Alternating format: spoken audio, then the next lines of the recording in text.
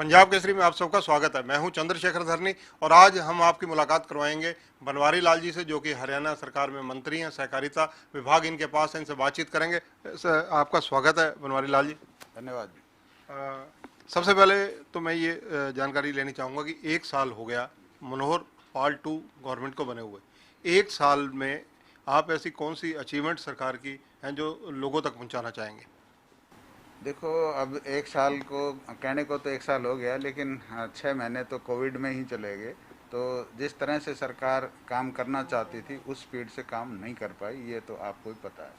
लेकिन विपरीत विपरीत परिस्थितियों के अंदर भी सरकार ने जैसे कोविड से जो लड़ाई लड़ी है, माननीय मुख्यमंत्री जी ने जहाँ जहाँ जिस तरह की भी ज़रूरत पड़ी है, चाहे खाने की, चाहे दवाई की, या और किसी तरह की भी अप्रवासी मजदूरों को बाहर भेजने की, तो उसमें बहुत अच्छा काम किया है सरकार ने। माननीय मुख्यमंत्री जी ने जो भी ज़रूरत की समय समय पर, जो भी जैसे राशन की ज़रूरत है किसी को, तो उन सब को समय समय पर टैकल किया और बहुत अच्छी तरीके से कोविड के टाइम में सरकार ने काम किया है। कि बहुत मैं इसमें ये थोड़ा सा पूछना चाहूँगा कि एक साल में आपका जो विभाग है, सहकारिता विभाग, ये काफ़ी विस्तृत विभाग है। इसके अंतर्गत हैफेड भी आता है और भी कई संस्थाएं आती हैं।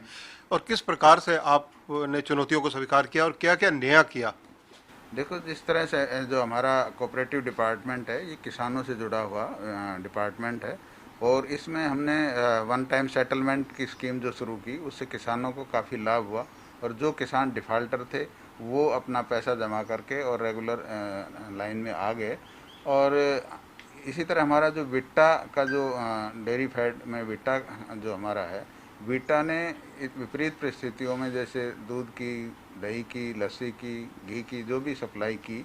और अब हम डिपार्टमेंट में विट्टा के अंदर एक हल्दी का जो दूध है वो भी बनाने जा रहे हैं, क्योंकि उससे इम्यूनिटी भी बढ़ती है। और इसी तरह हम देसी गाय का घी भी बनाने जा रहे हैं, जो कि हम अगले जनवरी में शुरू कर देंगे उसकी लॉन्चिंग।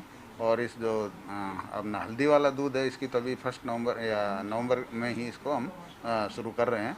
और इसी तरह बाकी जो प्रोडक्ट्स हैं, जैसे चीज़ वगैरह है, इन पे भी हमारी स्टडी मतलब काम चल रहा है। और जल्दी चीज़ पे भी हम मार्केट में लाने की कोशिश कर रहे बीटा हैं। के बारे में स्पेसिफिकली पूछना चाहूँगा कि क्या दूध का उत्पादन इसका कम हुआ है या ज़्यादा हुआ है? इस सीज़न में दूध का जो वो है, आपकी कलेक्शन वो ज़्यादा हुई है। उसका कारण ये है कि जो दूसरी जो एजेंसीज थी, जो लोग किसी और को दूध दे देते थे, वो कोविड की वजह से उनको नहीं बेच पाए।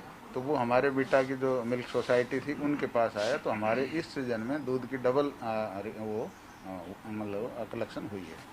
इसके अलावा अगर बात की जाए, क्योंकि आड़तियों की चंगुल से जो किसानों को निकालने के लिए सरकार ने प्रोविज़न करने जा रही है, ऐसी चर्चाएं हैं कि 1.5 लाख से 3 लाख क्रॉप लोन होने जा रहा है। उसका क्या प्रोविज़न रहेगा, कब तक हो जाएगा? उसका लगभग फाइनल स्टेज पे है और जल्दी ही इसका लाभ किसानों को मिलेगा। और 3 लाख का जो लोन होगा उसमें गारंटी ली जाएगी। और किसानों को ये लोन विदाउट इंटरेस्ट दिया जाएगा। सरकार और केंद्र सरकार इसमें सबवेंशन, ब्याज में सबवेंशन देगा और किसानों को इसका काफ़ी लाभ मिलेगा। इसी तरह एक किसान पशुधन क्रेडिट कार्ड भी शुरू किया है। उसके अंदर भी 1,60,000 तक आपको विदाउट गारंटी का लोन मिलेगा। और 1,60,000 के बाद अगर 3 लाख तक का लोन लेता है तो उसके लिए कोई न कोई कोलेटरल आपको देनी पड़ेगी, गारंटी देनी पड़ेगी।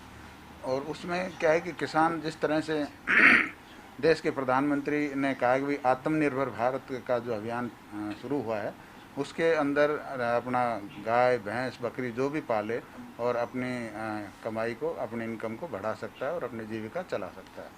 सहकारिता की सहभागिता कैसे बढ़ाई जाएगी? यही है कि भाई ज़्यादा तो हम पशु इस पे डेयरी पे ज़्यादा ध्यान देंगे, क्योंकि हमारा जो देश है पशु पे ज़्यादा डिपेंड करता है। तो हम ये चाहेंगे कि किसानों को ज़्यादा ज़्यादा लोन दे के उनको प्रोत्साहित करें कि भाई ज़्यादा ज़्यादा पशु पालें और अपने दूध से उसकी अपनी इनकम बढ़ाएं और अपने जीविका चलाएं। किसानों को प्रोत्साहन की आप बात कर रहे हैं, दूसरी तरफ 3 कृषि कानून हैं जिनको लेकर कांग्रेस और इनेलो सड़कों पर है। देखो, विपक्ष का काम तो विरोध करना है, लेकिन जिस तरह से 3 कानून बने किसान के फ़ायदे में है।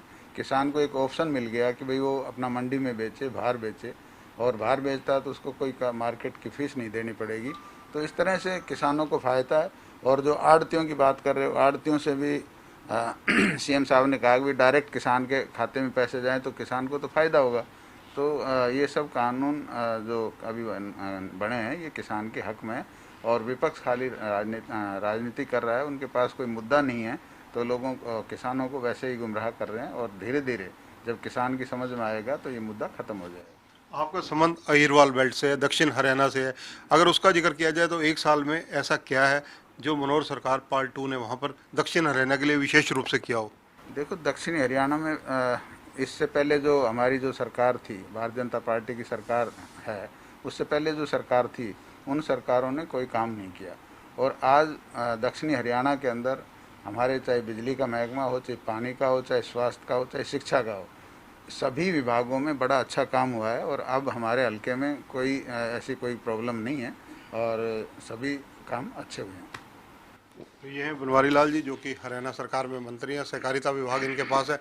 इनका कहना है कि 1 वर्ष के अंदर चाहे अहिरवाल बेल्ट हो या पूरे हरियाणा का जिक्र किया जाए, सारी जगह काम स्मूथली हुए। कोरोना के 6 महीने काफ़ी चुनौतीपूर्ण रहे हैं। कैमरामैन सुनील के साथ चंद्रशेखर धरनी, पंजाब केसरी टीवी, चंडीगढ़।